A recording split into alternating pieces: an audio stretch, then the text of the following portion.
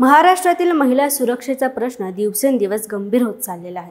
अशातच राज्यात एक अत्यंत धक्कादायक आणि वेदनादायक घटना समोर आली आहे। धाराशिव जिल्ह्यातील तुळजापूरमध्ये एका केवळ 15 वर्षीय मुलीने सततच्या छेडछाडीला कंटाळून आत्महत्या केली आहे। विशेष म्हणजे ही मुलगी एका पोलीस हवालदाराची मुलगी होती।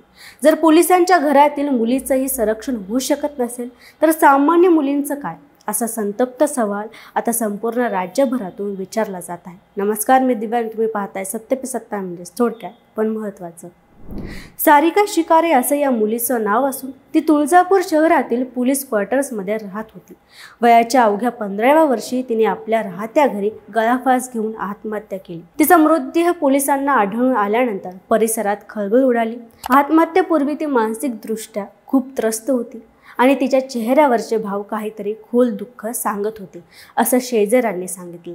सारिकाच्या आत्महत्येमागे तिच्यावर प्रेमाचा जबरदस्तीने स्वीकार करण्याचा दबाव होता। ओंकार कांबळे नावाच्या तरुणाने तिला सतत त्रास देत होता। माझ्यावर प्रेम कर, नाही तर तुझी बदनामी करेल, तुला गोळ्या घालील, अशा धमक्यांनी सारिकाच्या आयुष्याचा जीव घेणे खेळ सुरू झाला होता। अशा धमक्यांनी घाबरून आणि समाजात आपली बदनामी होईल या भीतीने ती नैराश्याच्या गर्देत सापडली आणि अखेर आत्महत्या करण्यास भाग पडली। आत्महत्येनंतर सोशल मीडियावरती ओंकार कांबळेचा एक धक्कादायक व्हिडिओ व्हायरल झाला आहे। या व्हिडिओमध्ये तो हातात बंदूक घेऊन दहशत माजवताना दिसतो। हा प्रकार नवीन नसून यापूर्वीही त्याच्यावर शस्त्र बाळगून समाजात दहशत निर्माण करण्याचे गुन्हे दाखल झाले होते। त्यामुळे पोलिसांनी याला वेळेवर रोखले असते तर आज एका निष्पाप मुलीचा जीव वाचला असता, असा आरोप आता जनतेतून केला जात आहे।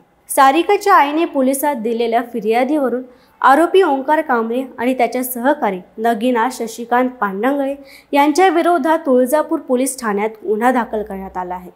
पोलिसांनी तपास सुरू केला असून आरोपींचा शोध घेतला जात आहे। या प्रकारासोबतच पोलीस दलातही अंतर्गत अस्वस्थतेचे प्रचंड संकेत मिळत आहेत।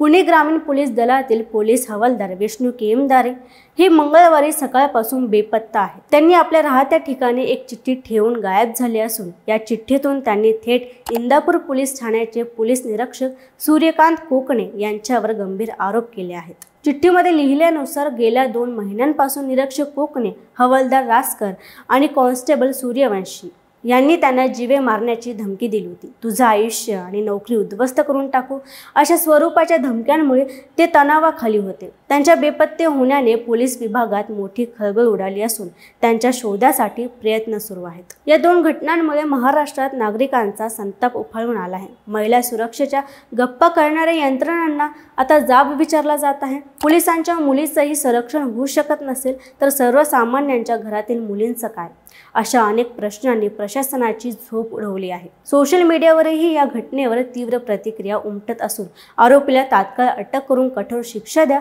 अशी मागणी होऊ लागली आहे। ही घटना म्हणजे महाराष्ट्रातील महिला सुरक्षेच्या परिस्थितीचा आरसा आहे। कायदे असूनही गुन्हेगार बिनधास्तपणे समाजात वावरतात, धमक्या देतात, सोशल मीडियावर दहशत पसरवतात। त्यांच्यावर योग्य वेळी कठोर कारवाई झाली असती तर अशा घटनांना आळा घालता आला असता। या दोन्ही प्रकरणांनी पोलीस खात्याची आणि संपूर्ण यंत्रणेची विश्वासार्हता धोक्यात आली आहे। पोलिसांच्या घरातील व्यक्तींनाच न्याय मिळत नसेल तर सामान्य माणूस कुठे जाईल? त्यामुळे या प्रकरणाची सखोल चौकशी करून दोषींवर कठोर कारवाई करावी अशी मागणी आता जनतेतून, राजकीय क्षेत्रातून आणि सामाजिक संघटनातून जोर धरत आहेत। एकीकडे महिला सुरक्षा पोलीस यंत्रणेचं स्वच्छ आणि निडर कार्य यावर मोठमोठ्या घोषणा केल्या जातात, तर दुसरीकडे राज्यातील एका पोलीस हवालदाराच्या मुलीला छेडछाडीच्या त्रासाला कंटाळून आत्महत्या करावी लागते। ही घटना केवळ एक आकडा नाही तर ती संपूर्ण समाजाला, प्रशासनाला आणि यंत्रणेला प्रश्न विचारणारी एक जोरदार थाप आहे। आता वेळ आली आहे ती केवळ प्रतिक्रिया देण्याची नाही तर तात्काळ आणि निर्णायक कृती करण्याची आहे। अशाच महत्त्वाच्या घडामोडींसाठी पाहत राहा सत्य पे सत्ता म्हणजे थोडक्यात पण महत्त्वाचं।